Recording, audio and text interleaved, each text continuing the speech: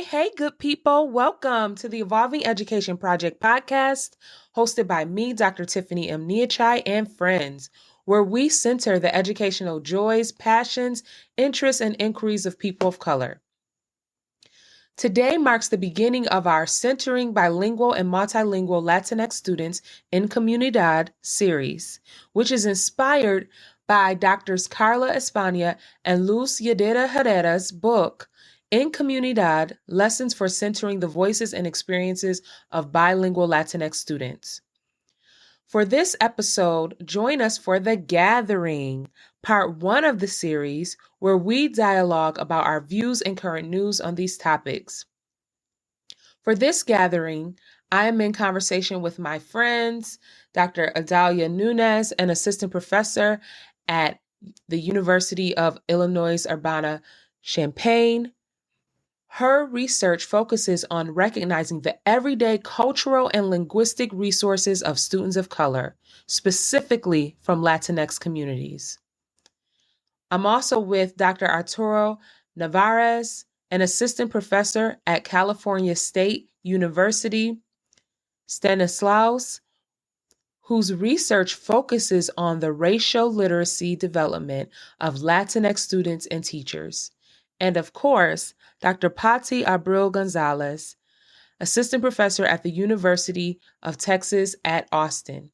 Her research explores long-term caring relationships between bilingual Latinx teachers, students, and their families. Okay, let's listen in. Yes. So I'm so happy to have my beautiful friends. Well, I should say hermanas and hermano. I don't want to be cheesy and just be throwing in Spanish words though.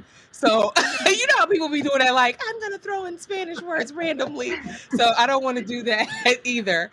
But so happy to have Idaila, Paty, and Arturo. We will just to talk about our theme of centering Latinx students, bilingual and multilingual Latinx students in Comunidad. And I wanted to have all of you here because I've been in a lot of different spaces with each of you, and I've heard a lot of different, I want to say, layered conversations from each of you around this topic.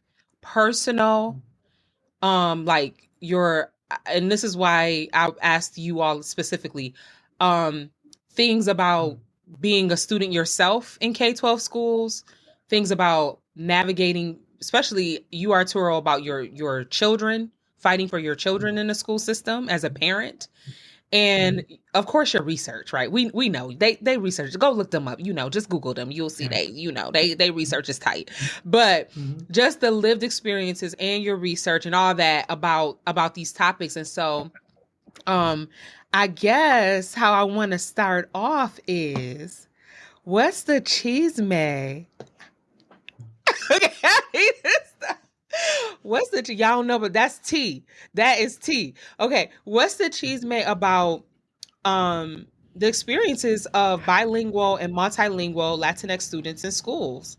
I guess I just want to know what's the real deal about what's happening in schools with multilingual and bilingual Latinx students. And you can talk about this from your own experiences, or you can as a student in K-12 schools, as a parent navigating for your children, or just what you've seen on your own. Because I don't think I don't think I'm thinking about my audiences, which is a lot of different educators in a lot of different spaces.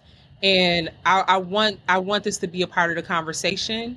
And I want us to think about this and really understand the best we can those experiences so that we can move forward. So the book that this is based on, in Comunidad, they use a lot of cuentos, a lot of storytelling and honoring stories to talk about this, to make sense of it and to think about. So any way that you want to enter the conversation.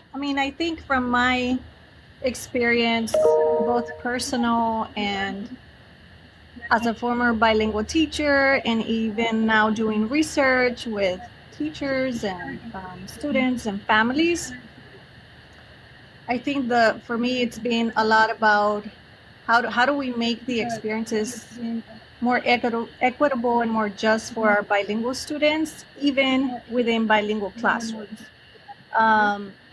Because there's still this dominant discourse around English that dominates bilingual spaces, and that keeps our students from really engaging in bilingualism and biliteracy in very cultural and authentic ways. So for me, that's sort of one of the main issues that I'm grappling with as I go in and I talk to students, I talk to families, how they are trying to navigate, bilingual education as parents, as children who are multilingual. That's sort of my bigger sort of understanding of the issues I look at. And just to build off of what Idalia said, so backtrack a little. My research isn't specifically on bilingual education spaces, but I can draw from my own personal experience, and also more recently my experience as a parent, raising two bilingual kids, and as a parent entering those spaces like Idalia described, right? That still, even though they on paper, in practice, have all of these supports, right, to be inclusive of kids' home languages, they still operate under these very sad linguistic and racial, right, hierarchies in school. So I just want to share, Tiffany, you brought up cuentos. Cuentos are so important to me, to my family, and the way that I understand the world, as it is for other people, other Latinx identifying people, I think. So just to share a quick cuento or experience that we had, my partner and I, with our kids. So both of my kids are in a dual immersion program. And when we entered the school where my daughter's enrolled, one of the things that we noticed right away was just the way in which everything, right, from the presentations that were given in the auditorium for parents, to even some of the pedagogy that teachers engaged in, was really geared towards getting the students who were English-speaking monolingual students, white students, building their literacies in Spanish, and for them, unfortunately, it was more like a transactional relationship to literacy. It was more like, well, what can my kids learn from this that is going to help them, get a better job or career? Whereas for us and for a lot of the families that we built Comunidad with, right, it was more about how are these spaces supporting, and sustaining our cultural identities, our cultural practices, and those things that we want to continue and pass on to our kids. So I'll stop there, but that was, that's kind of my entry point with this conversation. Well, it's nice to hear Arturo and Idalia speak from perspectives.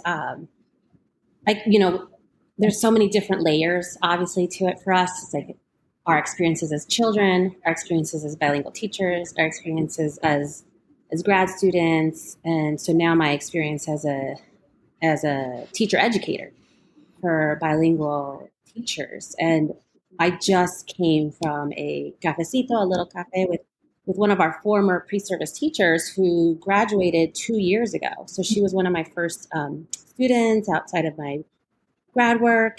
And, we come in with these ideas of like the dream, right? We want our kids to dream up whatever they want for their world. We want kids to believe that their language, their culture matters.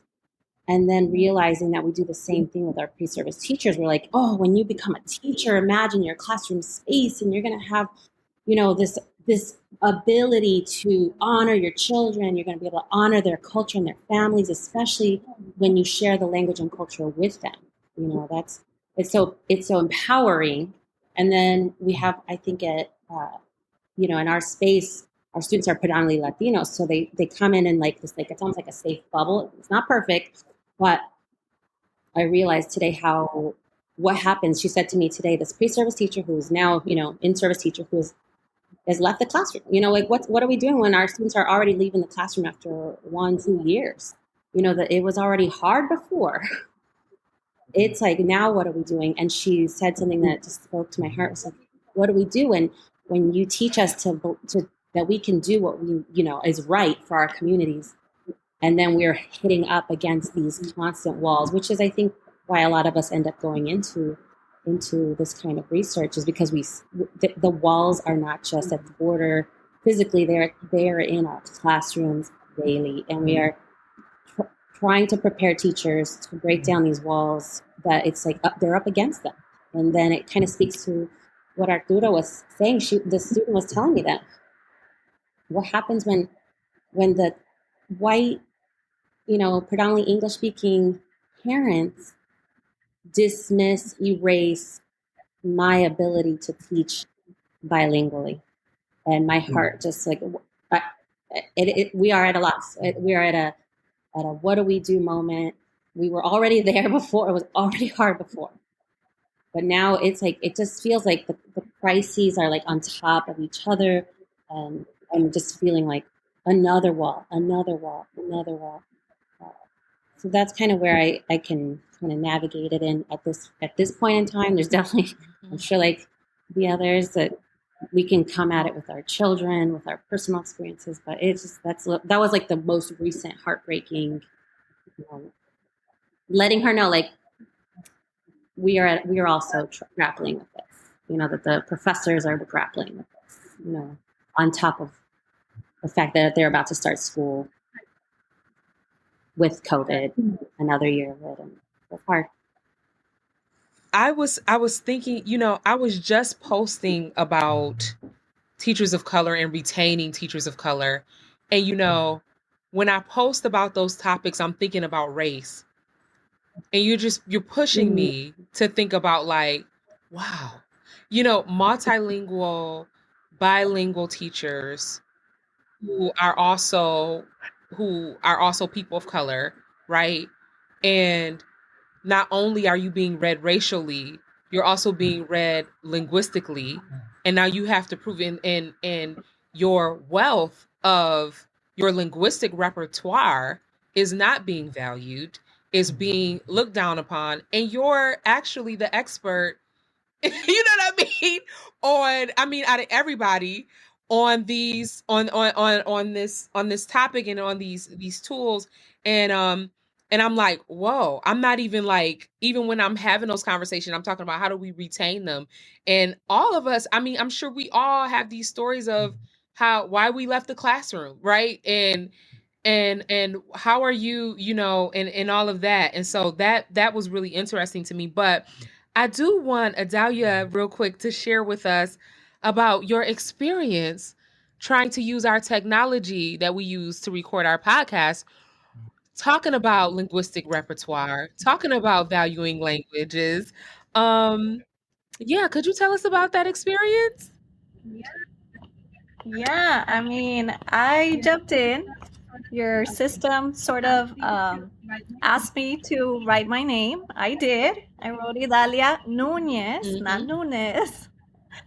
And it automatically prompted me and said, please use English only characters to be able to join the conversation. So I'm like, wait a minute, what character do you mean? So of course it's the Enya. And so, it's everywhere. The dominance of English is everywhere.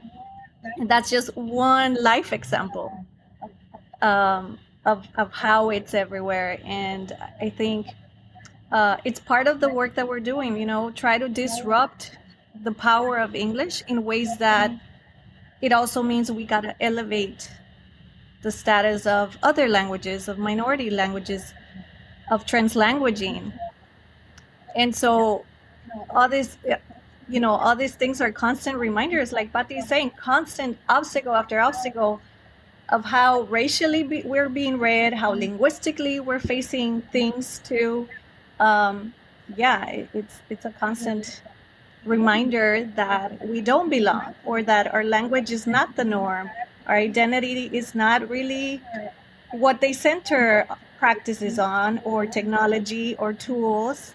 And then when there are programs like Arturo was sharing, you have a dual immersion program that your children are in, and they're still centering white people. I like that. I just, and I just want to say here at the Evolving Education Project, we are really centering people of color for real. You can listen and maybe you get something from it, but we not centering you. I want to know what we need in these conversations. Like what do we need around for bilingual education? What do we want? What do we find joyful about it? What are our questions about it? And Adalia already brought several questions that she has. And I think we have to fight for that, because all of these topics get hijacked so quickly. And it's for our children, it's for our babies. And so um you know it just breaks my heart that you have a school that's intentionally for um Spanish, to be celebrated and used, and the language and different variations of that, and still we're centering white folks, and that just hurts me a lot. Yeah. Those spaces, they get co-opted so quickly, and in conversations with other parents who we've formed, built relationships with, they also notice the ways that not only is that happening at the classroom level, it's that happening at the administrative level, but then also at the community level, right? Like it's usually, and from my experience, it's schools that are in communities where there are more resources available, and so I mean, your analysis, Tiffany, on the connection, and I think Idalia was making that connection as well, right, between language, linguistic practices, and race, like they're inseparable, right? So you see this co-opting and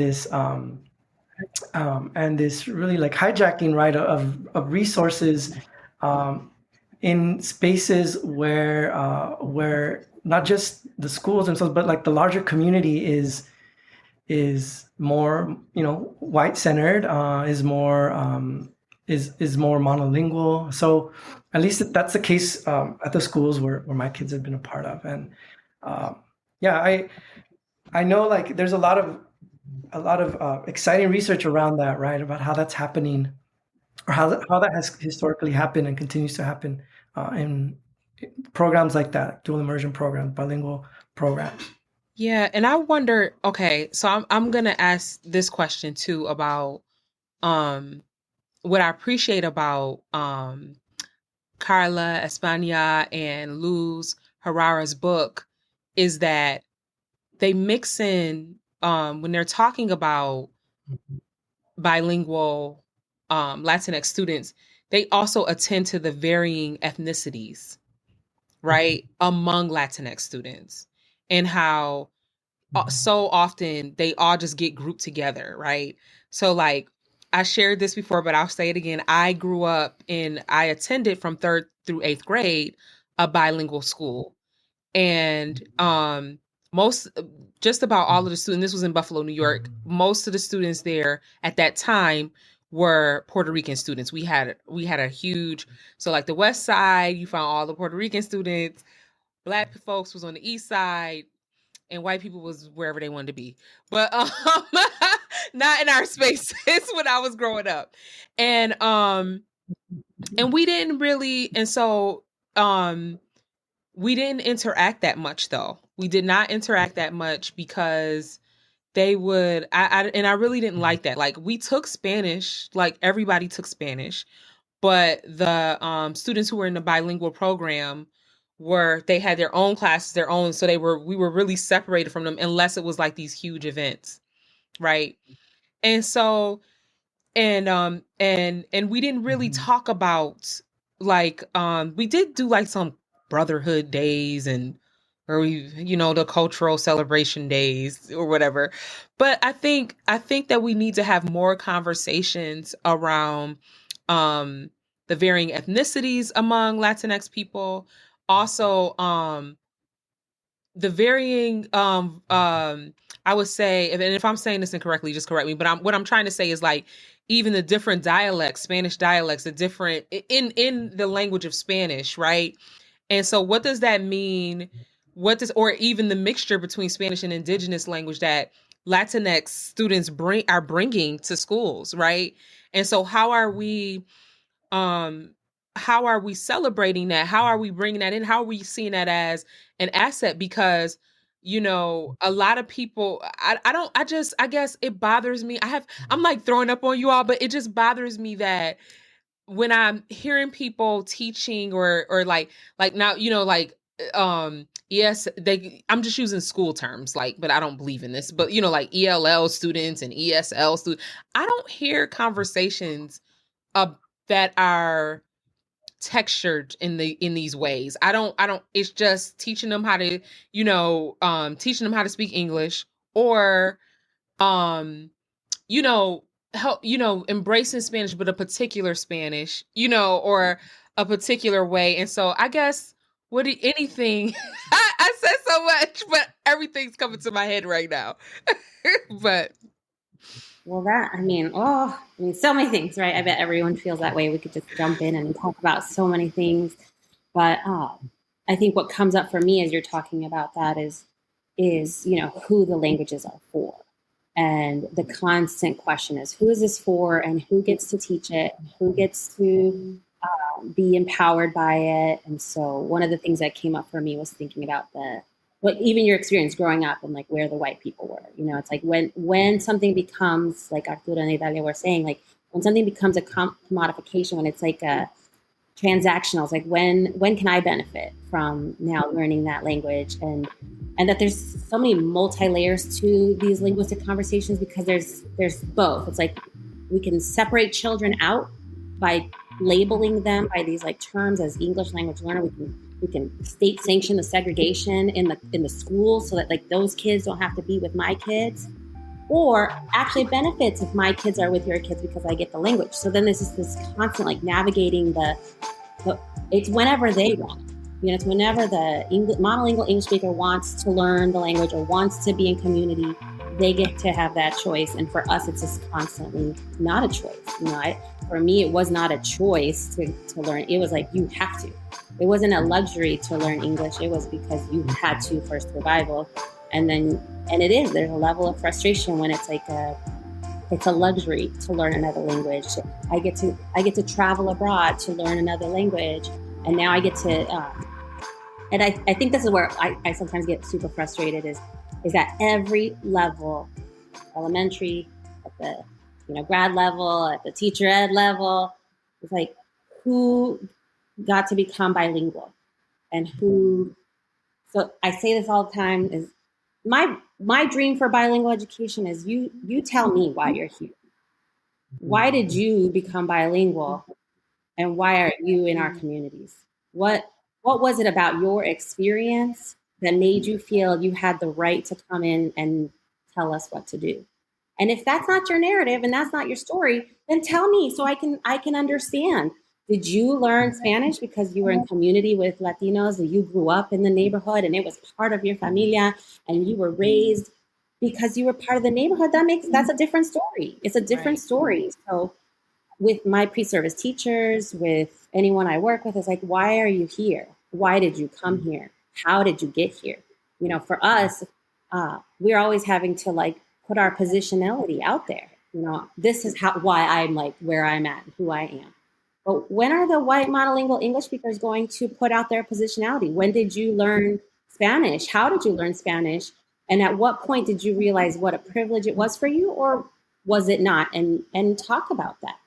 And so that we can humanize each other too. I don't want to make assumptions about people, but you hear the narratives many times, and I want to disrupt it on both sides. I want to hear, why you're here.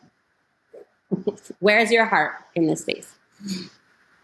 Well, I think too, Paty, what you're talking about sort of highlights that language is not by itself. It's not in a vacuum. It's part of our culture. It's part of who we are. It's part of how we were raised. It's part of our history for us. And the way it's sometimes taught, it doesn't reflect that. It sort of reflects, language is this thing that we study, we learn. These are some strategies, these are the grammatical rules, these are the structures, and that's it. And you get rewarded, you get a biliteracy seal. But language is not that for everybody, for at least for me personally. It has a history, and the reason why I continue to sustain my language with my kids, it's because I want them to talk to their abuelos. I want them to understand the story of how we came into this country and why we're experiencing some kind of privilege, right? Because we don't have the privileges that a white person has with full citizenship status. But if I don't teach my kids how is it important to have language and culture and all these things that are part of our identity, they're not going to understand the stories and the value. And I think that doesn't get translated a lot in schools.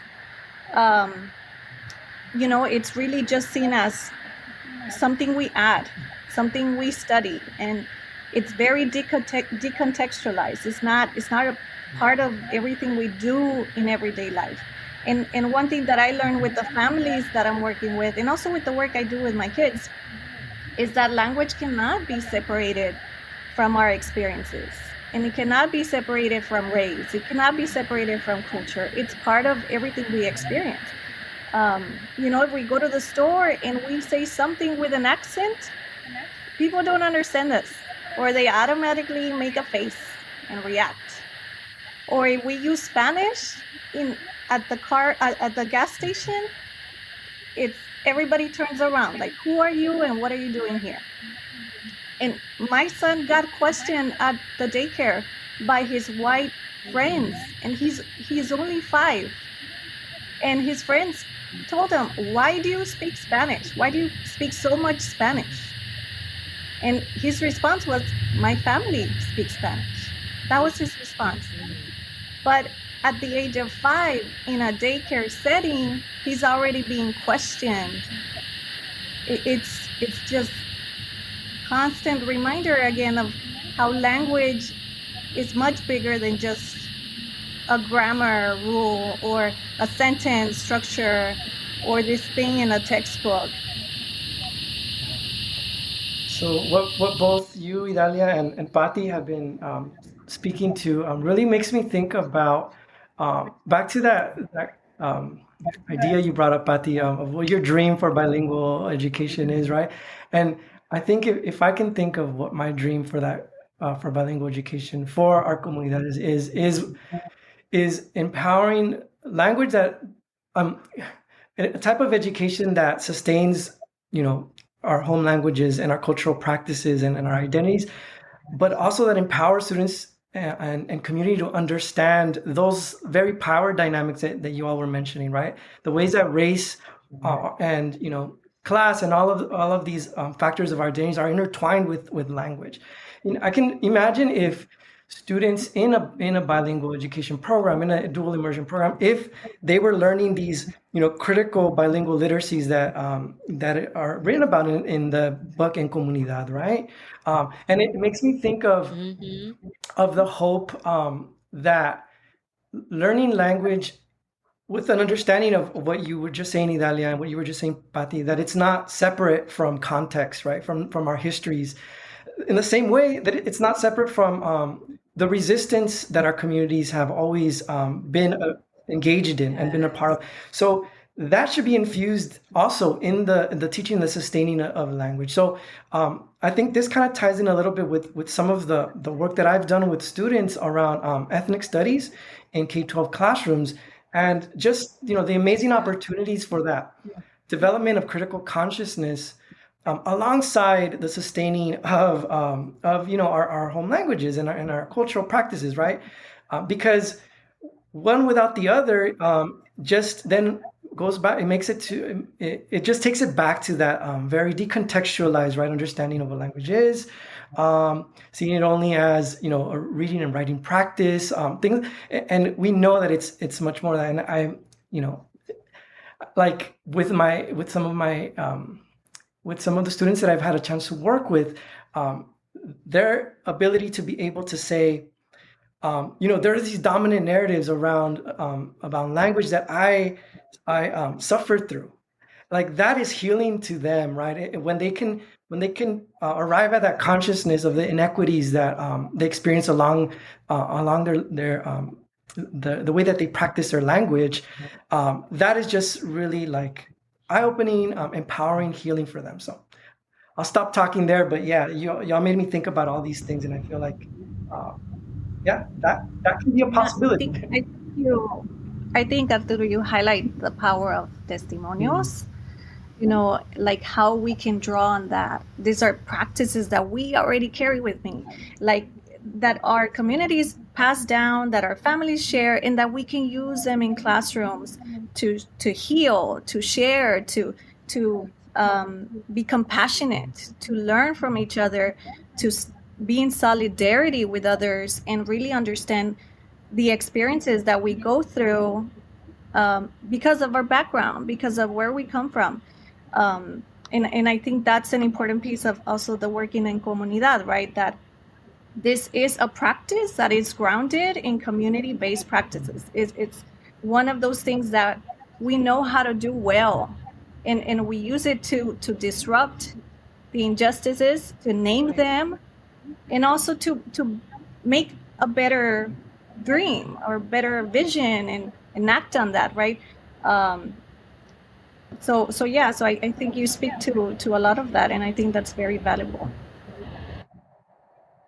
Well, thinking more about like if we're going to dream big for bilingual ed, and I think this speaks for most educators, and maybe not, but that what our communities do well, and the gifts that we bring, and how we learn, and that it's not just reading and writing. Our literacy just, we know it encompasses so much more.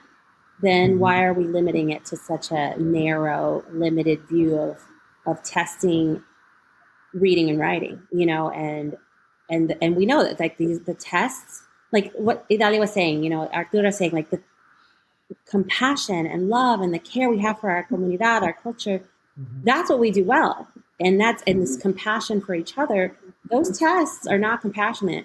And those tests are dehumanizing, and they limit, and they pigeonhole and put children in boxes. They put them in places and say, you are not enough.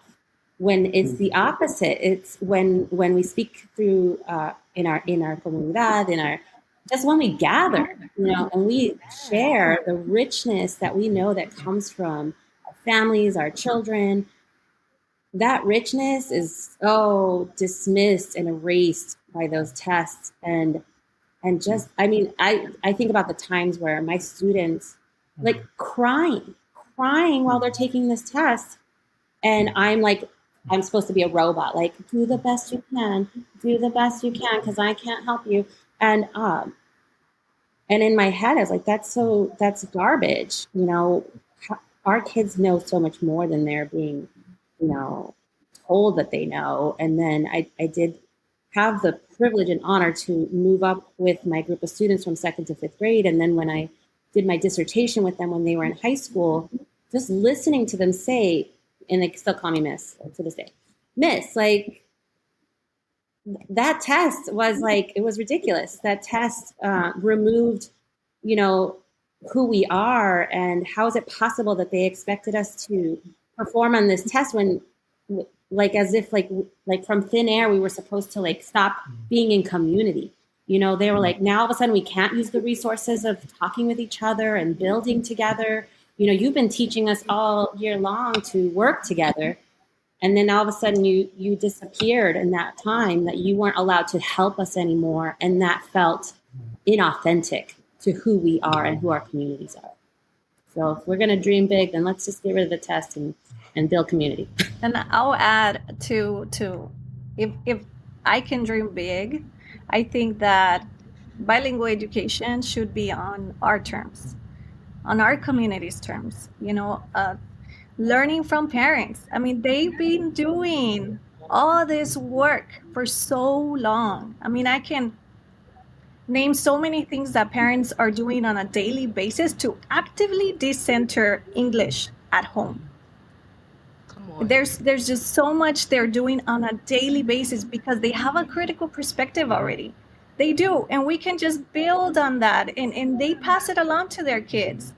Their kids already have the foundation for critical consciousness. All we need is to recognize it, to acknowledge the cultural practices, the conversations that happen, the testimonials, all these things that they have from home, so that we can continue to build on that and bring some of the points that Arturo noted in what it should look like. But it should be on our terms. It should be, what are the goals that parents see for their children? What are the goals and investments of the children in becoming bilingual and biliterate? Do they want that? And how will they get there, right? Having that shared goal, having an understanding that this is a collective process, that it's much more than just testing for reading and writing in 2 languages separately.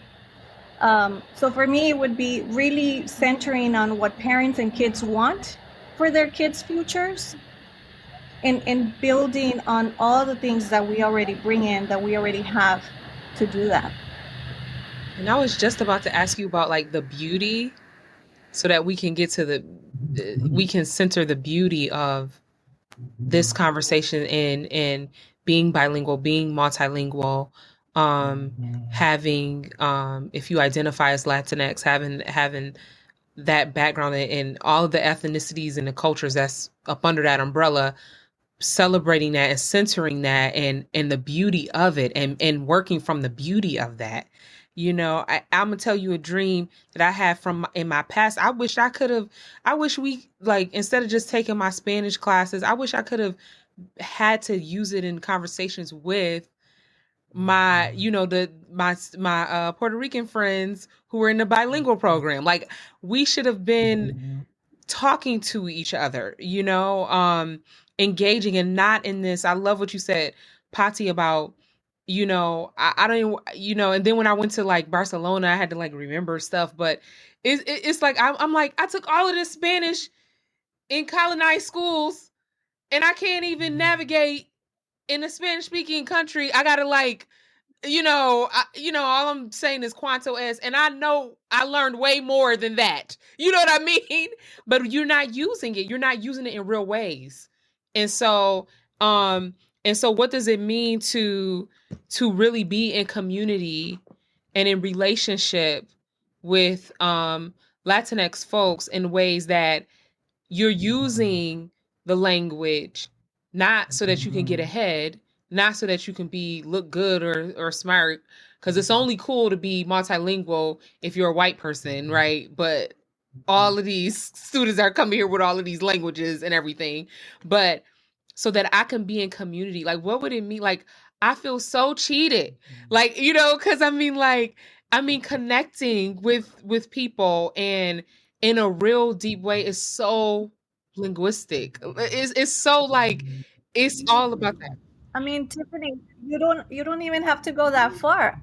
We in schools are constantly taking away the language, the culture, the identification with our own community, with our own family. It's not even, across cultures, across groups. It's even within our own selves. Like, school, they've done this historically, taken that identification piece from us, that then we see, for example, bilingual pre-service teachers trying to reclaim that, trying to reclaim their language right before becoming teachers, so that they can feel stronger in the classroom to take on those conversations.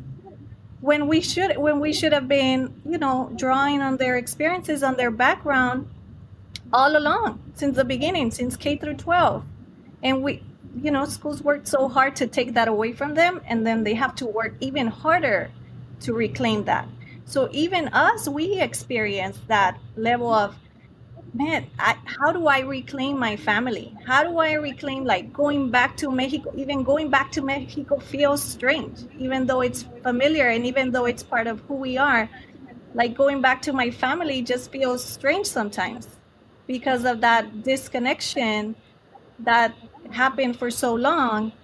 So it happens, I feel like that happens even among us with our own language, with our own community, with our own family, that there's this disconnection that we feel we have to reclaim in order to engage in these conversations of why we need bilingual education, why we need to continue to support our students in their home languages. It's yeah. What all of y'all have been talking about reminds me of that phrase in the book, right? How practicing literacies for Latinx students in a way that sustains who they are is an act of challenging, right? The coloniality of knowledge. Yep. Like Tiffany, you were mentioning how, imagine if you had been able to use what you were learning to build relationships across, racial ethnic lines, right? But the coloniality of knowledge as it works in schools, it doesn't function to do, like, it functions to just perpetuate and replicate the hierarchies that exist, right? To separate us. And I was just also thinking, Idalia, as you were saying, how our comunidades have, this amazing, this richness of language and cultural practices and resistance that we are forced to push back against neglect as we're going through schooling, right? We're schooled, or we have to unlearn that schooling that we go through, right? Which is terrible. And it reminds me of when I was a kid. I was in second grade, and I remember I would go to the market with my parents, and I was, we spoke Spanish at home, but when I would go to the stores and I would hear my parents speak Spanish to the folks at the cash register, I would get embarrassed. Like, I had this, like, visceral experience of feeling ashamed of their speaking Spanish, and this was because at school it was just so drilled into my head that Spanish, and in turn, right, my culture, like, I needed to build a wall between myself and my culture and my language and who I am. And it took years for me to understand how that shame was something that I learned. And it was taught, right, through all of the ways that schooling was imposed on me in those really, I want to say, like, violent ways. And I think, a lot of students experience that. And I think I'll stop there. But like, bilingual education then can be a space of hope and resistance for that, I think. Well, I'm going to stop it but they gonna be back, y'all. They gonna be back because I know just beautiful brilliance and just helping us to think. So I'm gonna stop it now. I just want to thank Idalia, Paty, and Arturo for sharing their experiences with language, race, and culture as children, teachers, teacher educators, and parents. We must remember how difficult and damaging it is to constantly have to navigate a world that centers monolingual English speakers. And let's not shame bilingual and multilingual Latinx children for their languages and cultures so that they won't have to work so hard to reclaim them as adults. On another note, Paty said something so powerful about her culture that I would like to borrow. She said, "When we speak in Comunidad, that's when we gather." I hope this comes to mind every time you listen to the gathering of each of our series. Thank you for listening to part 1 of our Centering Bilingual and Multilingual Latinx Students in Comunidad series. Be sure to tune in for part 2, our next episode, where we interview Drs. Carla España and Yadira Herrera about their book, In Comunidad, Lessons for Centering the Voices and Experiences of Bilingual Latinx Students. Trust, you do not want to miss that. To find out more about the Evolving Education Project, to write in or to join our listserv, check us out at evolvingeducationproject.com. And please download this podcast, subscribe, and follow us on Instagram, Twitter, and Facebook. If you've been enjoying our podcast so far, you can also support us by writing a review. Favorable reviews help more educators, organizers, families, communities, and activists to find us. We hope to cultivate an authentic audience and community. We want you to help us to evolve over time and shape what this could be. Now that you know what we're about, let us know what you want to learn more about, authors that you would like us to interview, discussions you would like to have. Okay, that's all for now, good people. We out.